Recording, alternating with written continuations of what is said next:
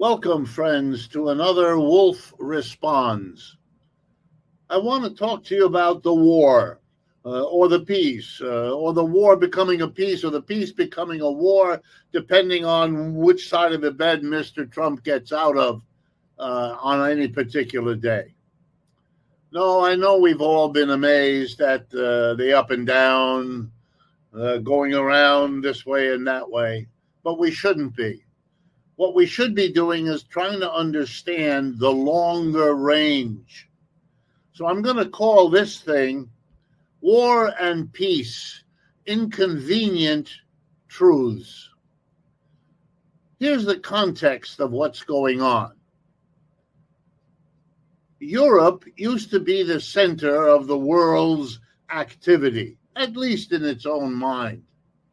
There was the spectacular Renaissance after 1,000 years of feudalism, what we call the Dark Ages.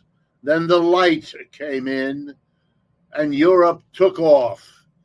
It not only rebirthed itself, but it industrialized, the first part of the world to really do that on a massive scale. Started in England and then spread to the whole world. And as part of the explosion of the power and the wealth of Europe, they took over the whole world. They colonized it.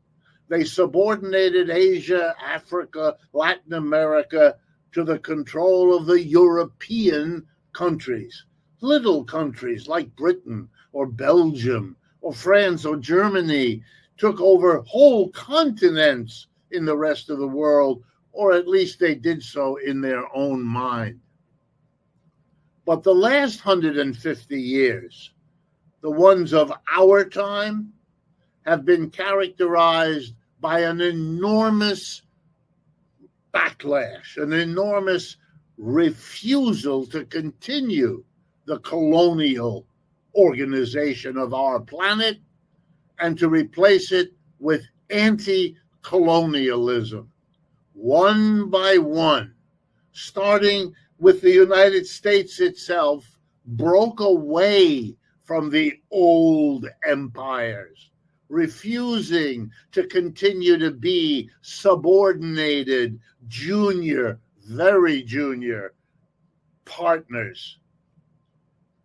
That's what we've been doing for the last century and a half, ending colonialism.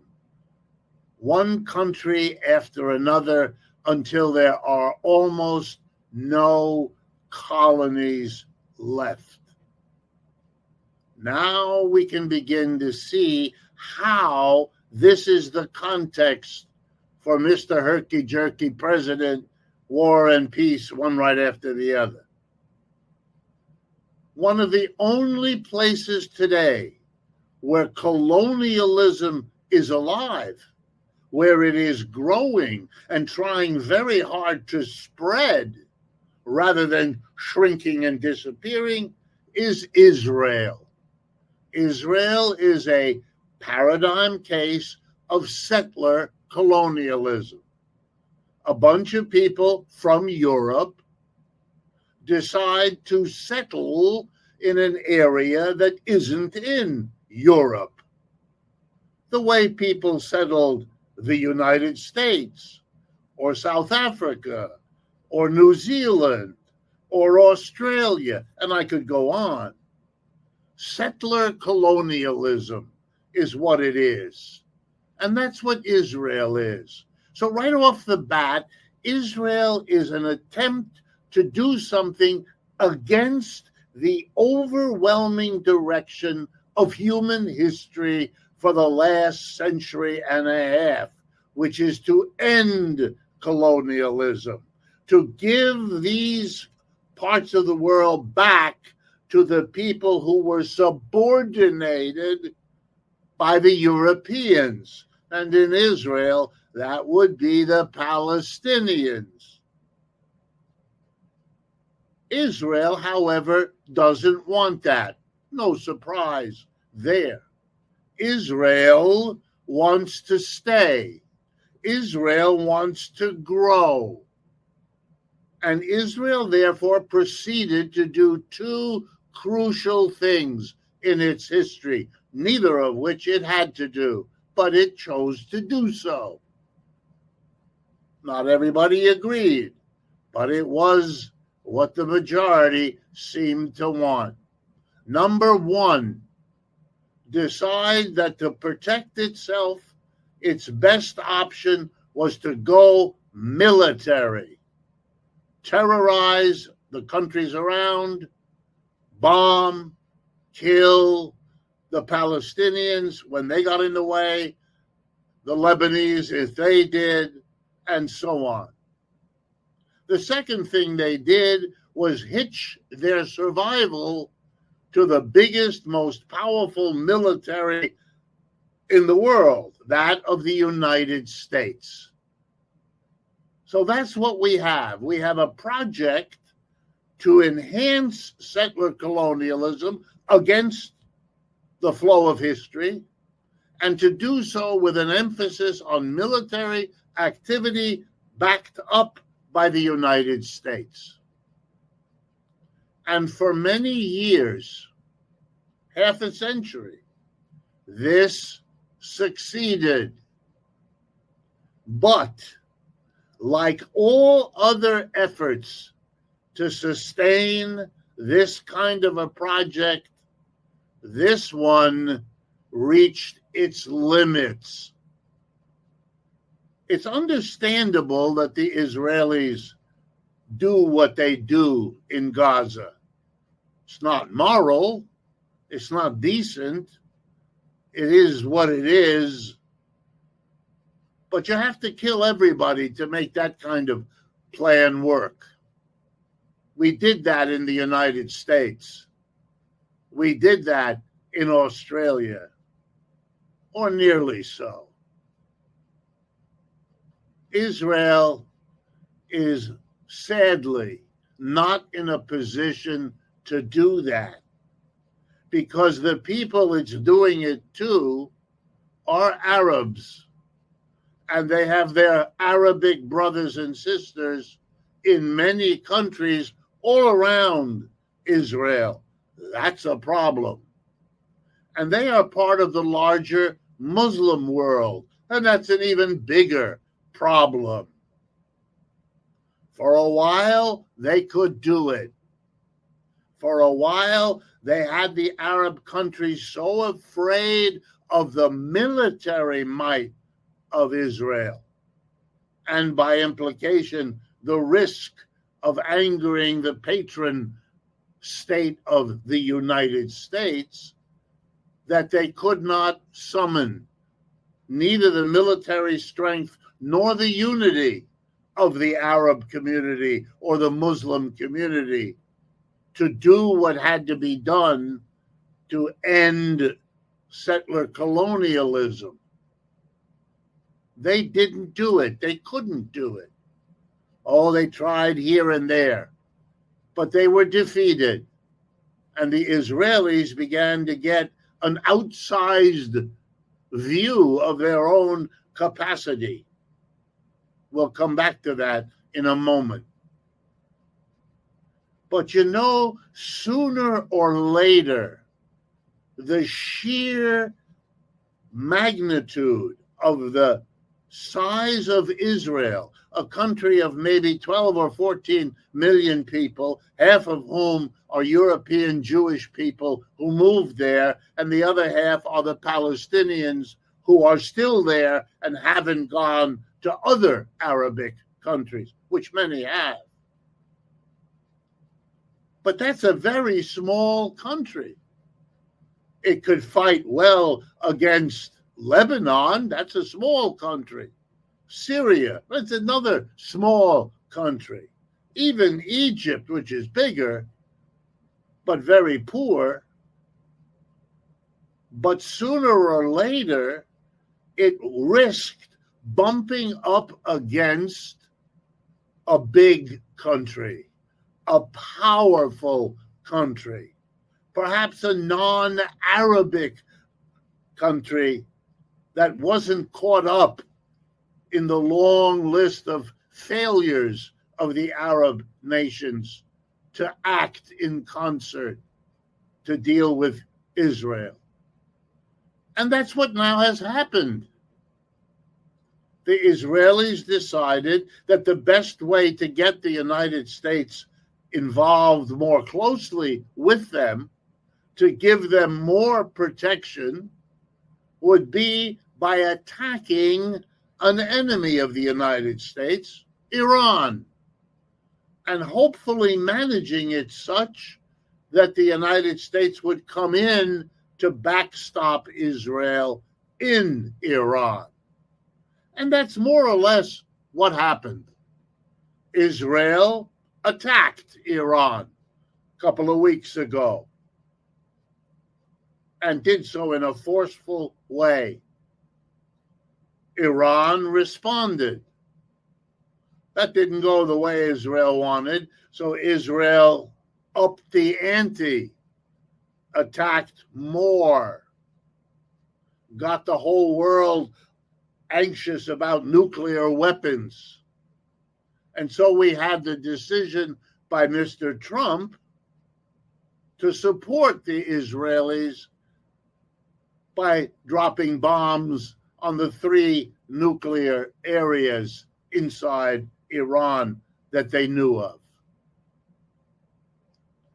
But history isn't turned around by any such a thing. History has its own momentum, and not the United States and not Israel have anything like the power needed to undo that. Iran simply presented itself, a country of 90 million people, is going to have a war with a country of 7 million European Jewish displaced persons. Wow, that's not even close. And Iran has drones, and Iran has rockets. It's not the Palestinians who have none of it. Yeah, Hamas did its thing, but it was a one-day wonder. Very limited, very small, and the Israelis have killed 50 Palestinians for every Israeli that was killed back in October of 2023. When is vengeance enough? Iran is not Palestine. Iran can fight. Iran has the people, the resources, and is a huge country geographically. It can hide, and it has. It can put away its nuclear where you can't find them, which it did. That's why that bombing could not achieve what it set out to do. According to the International Atomic Energy Administration, the refined, enriched uranium had been moved out of Iran in all likelihood before the airplanes ever got there. And the great Israeli defense, the Iron Dome, well, let's see. Tel Aviv is burning. The Israelis could not block the Iranians from doing large damage. And the American naval fleet in the Eastern Mediterranean couldn't do it either. If you take a longer look at a war of attrition, you know, the kind of war we see in Ukraine, it's going to be Iran be the likely winner of that, whatever a victory might look like. And any sober estimate that isn't overwhelmed by patriotic excitement, where you substitute the wish for the reality, knows what I've just said.